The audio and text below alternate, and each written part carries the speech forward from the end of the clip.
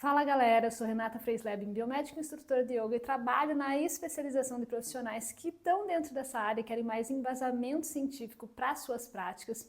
E hoje eu vou compartilhar com vocês um pouco mais sobre biomecânica e como ela pode nos ajudar a entender por que bailarinas têm tanta dificuldade em fazer a postura de cócoras.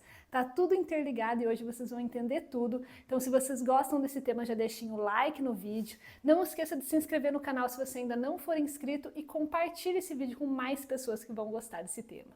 Gente, a biomecânica é uma ciência maravilhosa que transformou completamente a minha prática de yoga e, na verdade, a minha ligação aí com o movimento, meu entendimento do movimento, da variedade, da importância de se mover de formas muito distintas. Isso foi muito transformador e potente na minha vida. E eu quero dividir um pouquinho com vocês sobre o que é esse ramo de estudos e como que ele pode nos ajudar. Então, a mecânica, ela é o ramo da física aí, né, que estuda o comportamento de sistemas que são submetidos a determinadas forças. E quando a gente tem aquele prefixo bio, a gente está falando de organismos vivos. Então, é basicamente a aplicação dos princípios da mecânica em organismos vivos, no caso, nos nossos corpos humanos. Muita gente acredita que biomecânica é sobre um alinhamento perfeito que você deve ter dentro de uma postura, mas não é não. Na verdade, estudar biomecânica é estudar as forças que vão atuar como cargas aplicadas e que podem estar produzindo adaptações nos nossos tecidos internos, sejam elas adaptações temporárias ou um pouco mais permanentes. Quando eu falo de tecidos internos, eu quero dizer tudo que está aí dentro, né? Os nossos músculos, tendões, ligamentos, todos eles estão interagindo aí com forças, né? Com cargas aplicadas no nosso cotidiano. E essas cargas aplicadas, elas podem ser desde a gravidade, a cadeira na qual você está sentado, o sapato que você sempre usa. Todas essas cargas, elas têm a capacidade de provocar deformações nos nossos tecidos, mesmo que sejam temporárias. Pense em como que é o seu bumbum quando você está sentado e quando você está em pé. Bastante diferente, né? Só que, em geral, essas cargas, elas são aplicadas, elas provocam uma deformação tecidual e uma vez que a carga é removida, esse tecido retorna à sua forma original. Porém, dependendo aí do tipo do tecido e de alguns parâmetros como a duração, a frequência, a velocidade, né, com que essa carga é aplicada sobre ele, podem surgir algumas adaptações que são um pouco mais permanentes. Imagine que essas estruturas internas, músculos, ligamentos, né, articulações, elas são, de certa forma, maleáveis.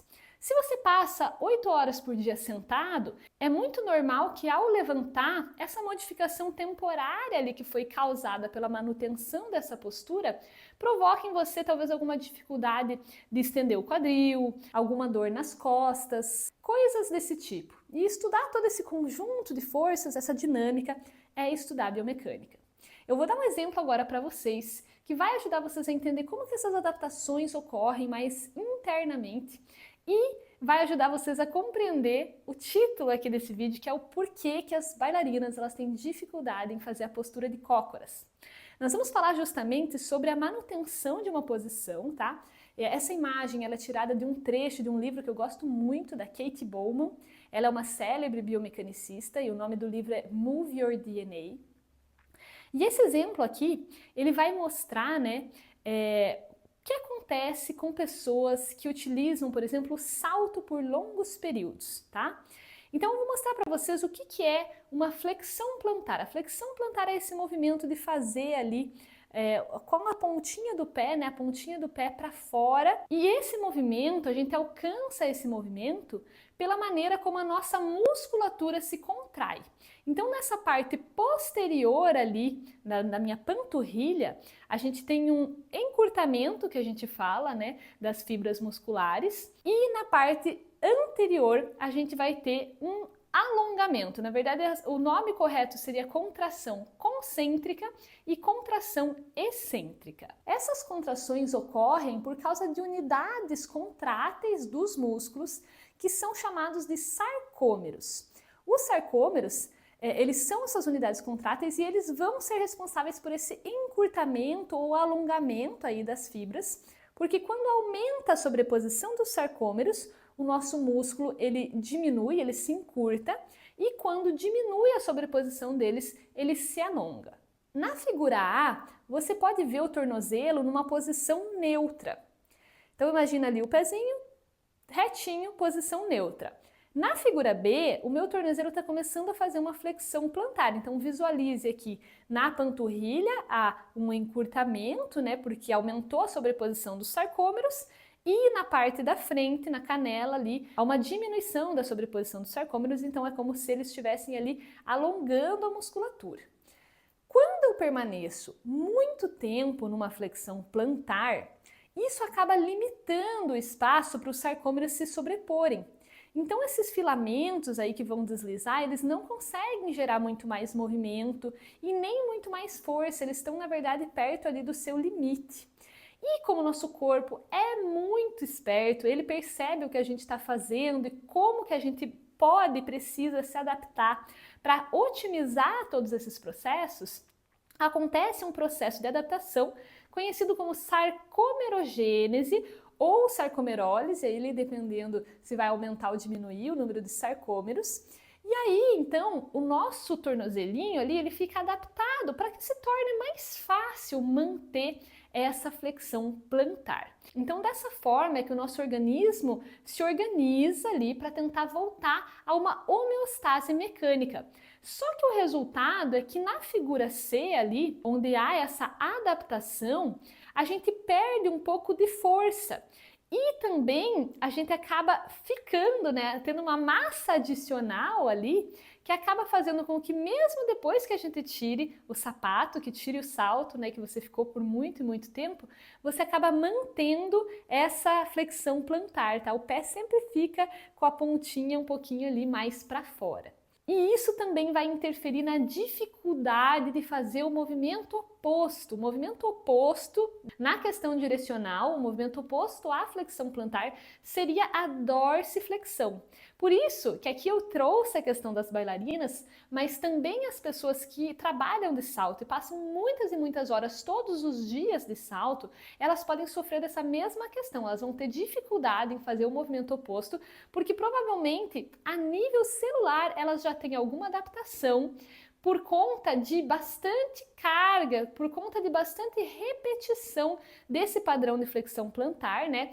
Que no caso dos sapatos ele é imposto ali por uma força externa, mas sobre a qual você pisa, então tem incidência da gravidade, tem ali carga suficiente para ir adaptando. E no caso das bailarinas é um processo que é um pouco mais ativo, né? Elas fazem bastante flexão plantar, elas usam bastante da sua força, bastante da sua potência. E, na verdade, isso é uma capacidade muito legal, né? Se a bailarina tiver também um treino na outra direção, um treino legal, onde ela trabalhe bastante a dorsiflexão, ela não vai ter problema com isso, porque ela vai estar sendo exposta a uma variedade aí de amplitude de movimento. Mas a gente sabe que não é sempre o caso. Em geral, quando a gente tem, assim, uma especialização, né, como é o caso do balé, como é o caso do yoga, como é o caso da corrida. Em geral você pega assim dentro desses esportes, né, ainda que o yoga não seja considerado um esporte exatamente, mas dentro dessas categorias as pessoas acabam repetindo muito da mesma coisa. E isso faz, né, como eu falei, vai aí estar contribuindo no parâmetro da frequência, da duração, para que essa adaptação ela não seja assim tão temporária. Ela vai se tornando um pouquinho mais permanente e ela vai dificultando de você fazer o movimento oposto.